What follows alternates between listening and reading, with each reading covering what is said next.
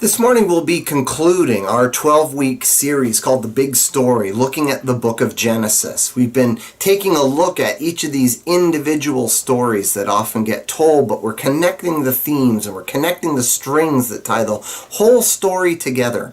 Today we're going to look at the third week at the story of Joseph and pulling together a couple of different narratives and a couple of different stories that all kind of combine to make one big story of Joseph that's then part of this one big story. And the Cook family will be bringing us the reading this morning from Genesis chapters 45 and from 50. The first reading today is Genesis chapter 45 verses 1 through 15. Then Joseph could no longer control himself before his attendants, and he cried out, "Have everyone leave my presence." So there was no one with Joseph when he made himself known to his brothers. And he wept so loudly that the Egyptians heard him, and Pharaoh's household heard about it. Joseph said to his brothers, "I am Joseph. Is my father still living?" But his brothers were not able to answer him because they were terrified at his presence. Then Joseph said to his brothers, "Come close to me." When they had done so, he said, "I am your brother Joseph, the one you sold into Egypt. And now do not be distressed, and do not be angry with yourselves for selling me here, because it was to save lives that God sent me ahead of you." For 2 years now there's been a famine in the land, and for the next 5 years there will not be plowing and reaping. But God sent me ahead of you to preserve for you a remnant on earth, and to save your lives by a great deliverance. So then, it was not you who sent me here, but God. He made me father to Pharaoh, lord of his entire household and ruler of all Egypt. Now hurry back to my father and say to him, "This is what your son Joseph says. God has made me lord of all Egypt. Come down to me, don't delay. You shall live in the region of Goshen and be near me, you, your children and grandchildren, your flocks and herds, and all you have. I will provide for you there, because 5 years of famine are still to come. Otherwise you and your household and all who belong to you will become destitute. You can see for yourselves, and so can my brother Benjamin, that it is really I who am speaking to you. Tell my father about all the honor accorded me in Egypt, and about everything you have seen, and bring my father down here quickly." Then he threw his arms around his brother Benjamin and wept. And Benjamin embraced him weeping, and he kissed all his brothers and wept over them. Afterward his brothers talked with him. The second reading is from Genesis 50:15 to 21. But now that their father was dead, Joseph's brothers became fearful. "Now Joseph will show his anger and pay us back for all the wrong that we did to him," they said. So they sent this message to Joseph. "Before your father died, he instructed us to say to you, 'Please forgive your brothers for the wrong they did, for their sin is treating you so cruelly. So we, the servants of the God your father, beg you to forgive us of our sins.' When Joseph received this message, he broke down and wept. His brothers then came and threw themselves down before him. "We are your slaves," they said. But Joseph said to them, "Don't be afraid. Am I in the place of God? You intended to harm me, but God intended it for good, to accomplish what is now being done, the saving of many lives. So then, do not be afraid. I will provide for you and your children." And he reassured them and spoke kindly to them. Last week we talked about this curious pattern that keeps showing up in the story of Joseph. It starts with a conversation with a father figure and the giving of authority to Joseph. There's usually an exchange of a coat or a garment of some privilege that then leads to a betrayal, the stripping of the garment, and then finally Joseph being thrown in the pit. It's a pattern that just keeps happening to Joseph. He was sold into slavery, but then Joseph was given a coat by Potiphar, an army general. And he was then given the authority over Potiphar's entire household. He's granted a place of privilege and authority, but then Joseph was betrayed by Potiphar's wife, who throws him under the bus and accuses him of assault. Again, Joseph loses his coat and everything else, and he's thrown back into the pit again. But last week we were reminded on more than one occasion that God was with Joseph, even when it didn't look like God was with Joseph. In spite of all the terrible things that had happened to him, God was with him. That these trials weren't evidence that God somehow didn't care or wasn't aware of what was happening in Joseph's life. God knows, and God cares, and God was present with Joseph even in the pit. God was working these things out for good. And I wonder what's going to happen next.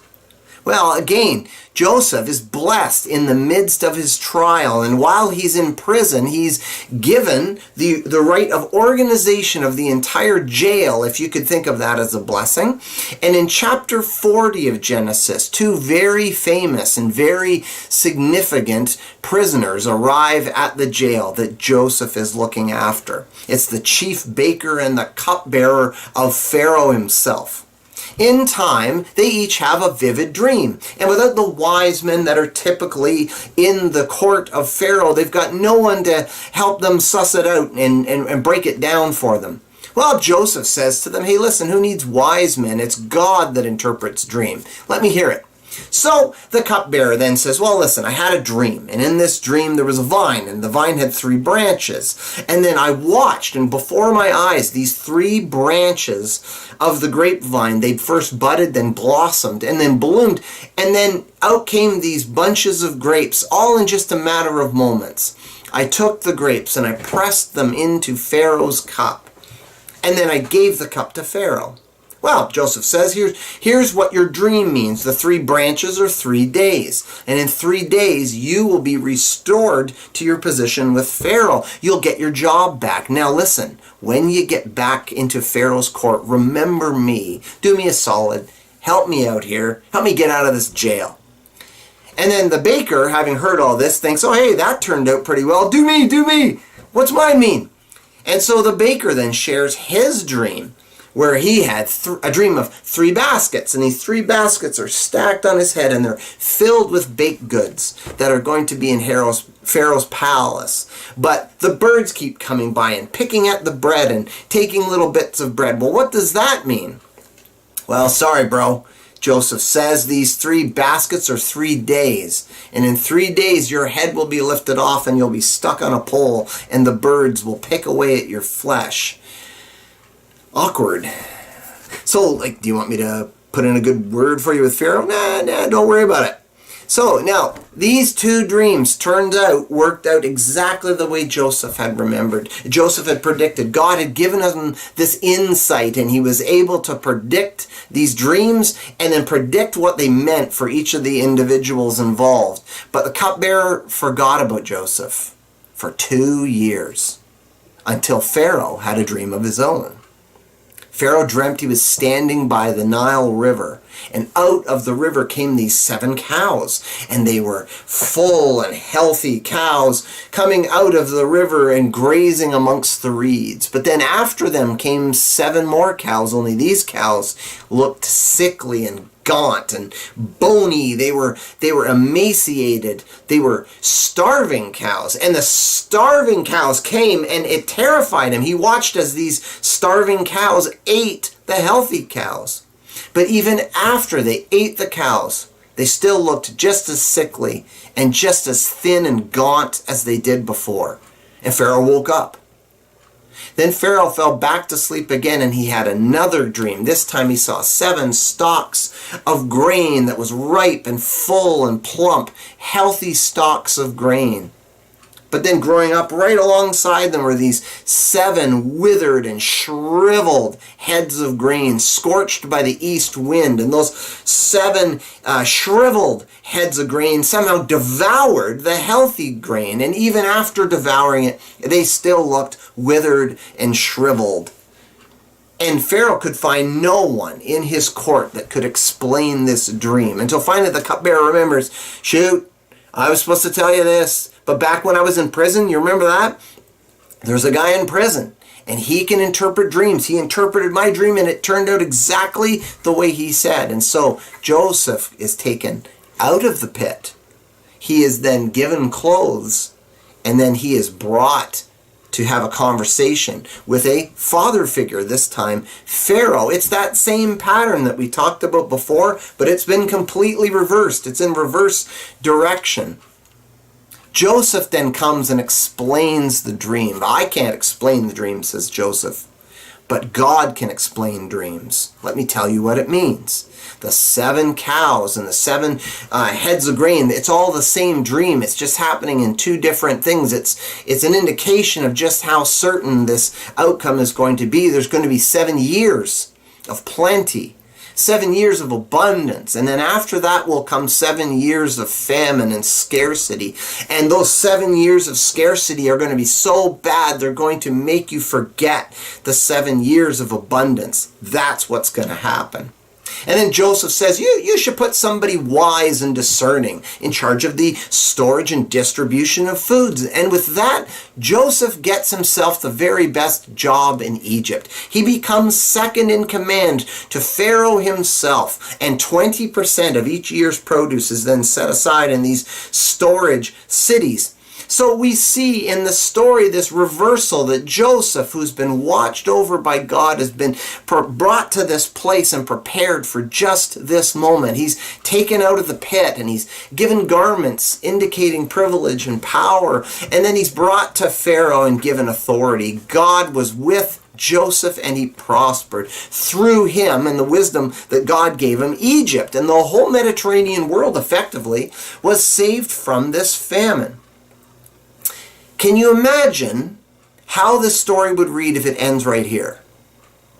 Can you imagine how we would tend to interpret this story if Genesis ended in chapter 41? Consider how this story reads, how we would interpret it. If it was a moral tale, for example, what would the moral be?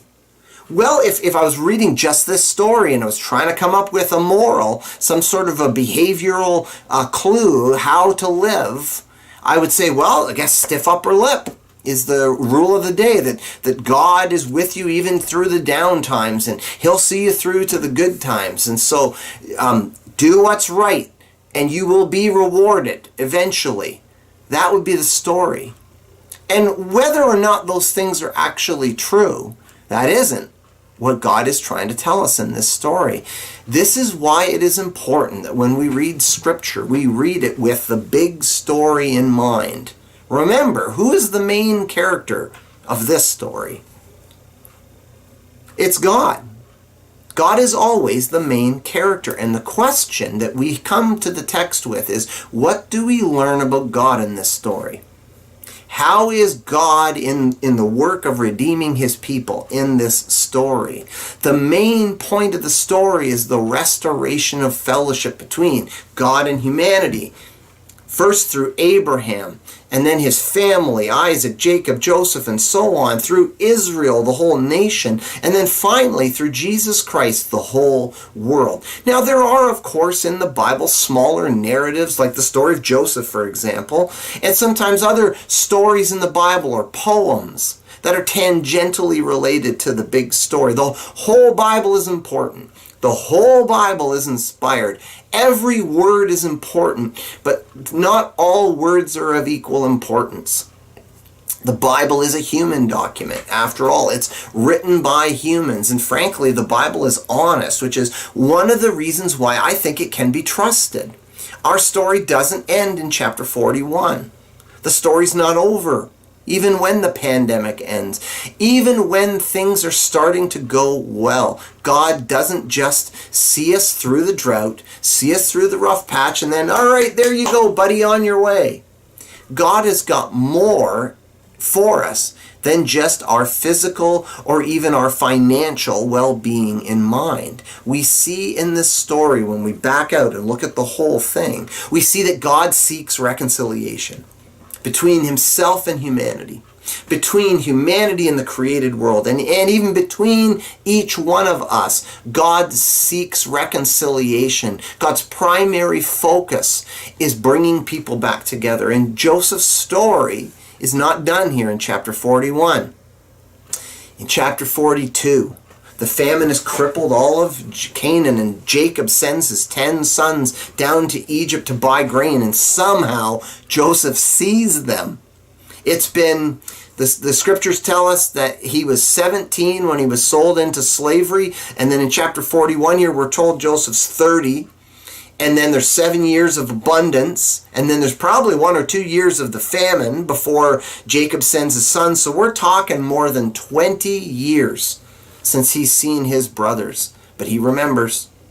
He remembers these faces. He remembers their voices. He questions them harshly. And he accuses them of being spies. He even takes Simeon prisoner, and he tells them to go back and bring back Benjamin, the one prized son that didn't come with them, or they're never going to see Simeon again. And if you know the story, you know that they return with Benjamin, Joseph's full sibling, and they're caught in a trap. And it's Judah who pleads for Benjamin's safety. Judah, the brother that was featured way back in chapter 39 and held out in contrast to Joseph. That Judah was unfaithful, inhospitable, and kind of slimy, honestly. And Joseph was noble and upright, and he was righteous. Even Judah has changed. All of them have changed. The story has changed, and which brings us to the reading that we had this week. At this moment in the story, Joseph has to decide what story is he a part of. Effectively, what Joseph has to decide is, who's your daddy? Are you a son of Jacob, a son of Isaac, a son of Abraham? Are you part of the promised people of God? Do you carry that promise? Are you awaiting the fulfillment of that promise?